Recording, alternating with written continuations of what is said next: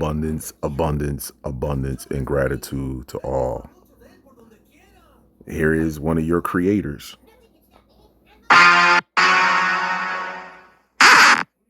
Today I will be showing you how Islam is a sex cult that disguised under religion. Muhammad was a lustful prophet who created loopholes for his believers so that they can gain access to more women by granting them muta, meaning engaging in Islamic prostitution. It's a contract between a man and a woman to have sex for a specific period of time in exchange of a specific amount of money. Once the contract is over, there's no need to divorce. Once the time lapses and ends, there's no need for divorce. There's no need for anything. They just split and they move on. And a woman in such a marriage is like a prostitute. She moves from one man to the other because it's a fixed contract, a day or two, a week or two, and then it's ended. Did you hear that? That's literally prostitution being legalized in Islam. Muhammad said this regarding the stipulations of a marriage contract. The stipulations most entitled to be abided by are those with which you are given the right to enjoy the women's private parts. And mind you, he said parts. Muhammad was very lustful. He used to have sexual intercourse with his female slaves. Anas narrated that the false prophet had a female slave with whom he had intercourse, but his two wives, Aisha and Hafsa, would not leave him alone until he said that she was forbidden for him. But as you know, Muhammad is also Allah, so he immediately revealed the 66th chapter of the Quran where it says, "O Prophet, why do you forbid what Allah has made lawful for you?" In verse 4, the false prophet continued by saying, "If the two of you turn in repentance to Allah, that is better for you, for the hearts of both of you have swerved from the straight path. But if you support one another against the prophet, then surely Allah is his protector, and after that Gabriel and all righteous believers and the angels are all his supporters." Muhammad said all that to justify his perverted actions towards the slave women. Have you noticed that any time he is confronted about his behavior, Allah revealed a verse protecting him? But the revelations didn't end there. Muhammad said in verse 5, "Maybe if he were to divorce you, your Lord might grant him in exchange wives better than you. Those who truly submit to Allah are full of faith, obedient, disposed to repentance, and given to worship and fasting, both previously wedded ones and virgins." Sex is a ritualistic thing in Islam, and women are just there to give it away any time. They even have to ask for permission from their husbands before they engage in any kind of worship. Therefore, Muhammad said, "A woman should not fast except with her husband's permission, because the man might want to have intercourse and the woman should be available. Forget about Allah. Serve Abdullah first." Yeah.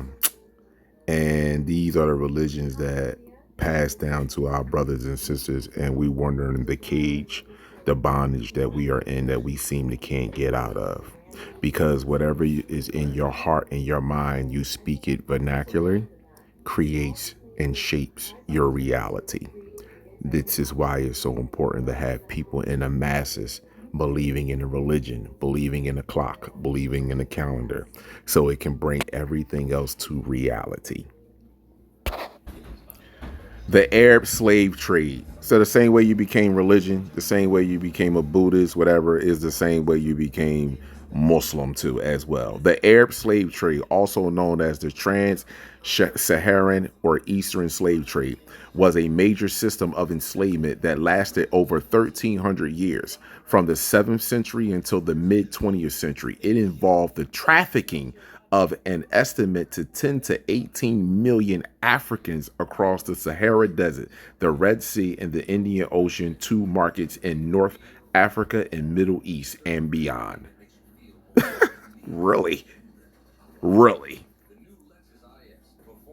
Again, people with animal DNA is not natural. Fruit flies and zebrafish don't even reside in the same vicinity. So how did that become a part of your DNA?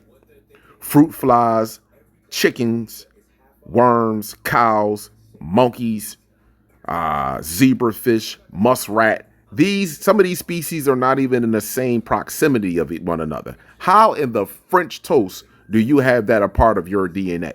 See, if you look at the DNA of the species and what the individual or the human race share, This is why they keep us dark from anatomy. They keep us blinded from anatomy, but it's your choice to stay blinded or not.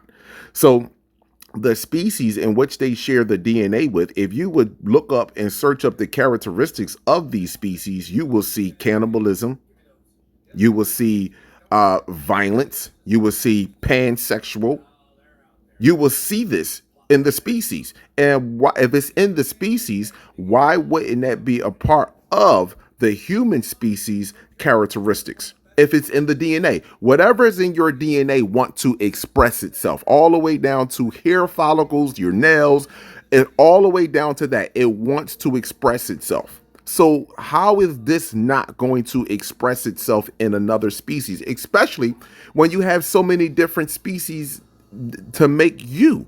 That means your brain does not know what to actually formulate itself into. It's not going to fully grow, which means it's not fully functional. It's not fully developed, which means these people can only monkey see, monkey do. They can only copy and try to recreate what they already see someone else doing, and then kill you and tell you that they were the first ones doing it, which is an outright fucking lie. The only thing that these people are first doing is knowing death and killing, and senseless killing, raping, lying, manipulating, and pulling genocidal, other genocidal acts. That's the only thing that these people are good at. That's it. And they do this for their creator that's still here on the planet, by the way. They cannot go. They cannot go nowhere. And this is very sad that a lot of our people are so fucking confused and so broken that you forgot the atrocities that took place with the Asian race, with the Arab race, and now all the way down to the white race, the French, the Dutch, the English, all of them.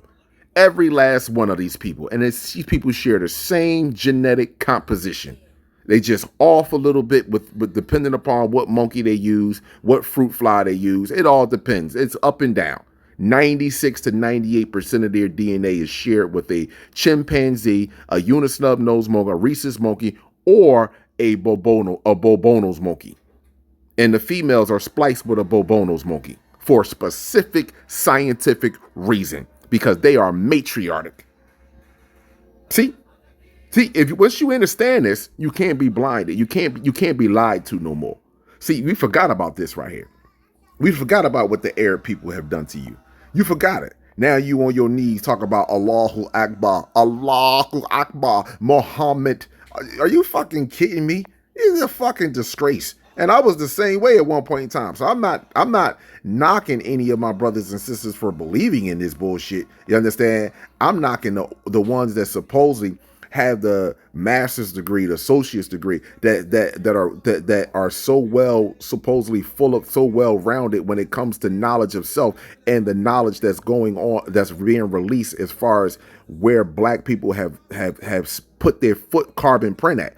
I'm talking about you. You are the fucking weakest link of our people. The more educated you are in this world, the slower and the fucking dumb you are. That's just being honest with you. The more educated you are. That's why I laugh at people. I read 3,000 books. I read 5,000 books. Yeah, you read a bunch of fucking worthless books. You might have just sat down and fucking got a book, a coloring book. You might have just got 3,000 coloring books and some fucking crayons and just colored in the fucking, and color in between the lines. You might as well done that, because there's no fucking way in the world that you can sit here and look at this system that was built off of genocide and continue to promote this to our children, hoping that these people one day will literally change their barbaric bestiality ways when it comes to dealing with us. You're fucking crazy. You're way fucking more crazy. And you know what helps you be crazy?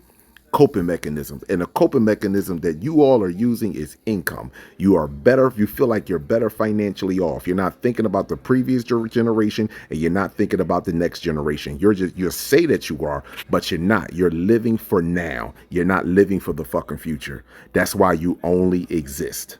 And now the world in which you love the most over your own people, and the people that love this world to the point that they killed us for us to believe in it, payback fucking time. And it's all coming from natural sources. More importantly, the fucking sun, the ozone layer is being peeled back, and you all, the truth is going to be burnt out of you mother French toast people. You better believe it. The truth is going to be burnt out of each and every last one of you. Abundance and gratitude to all.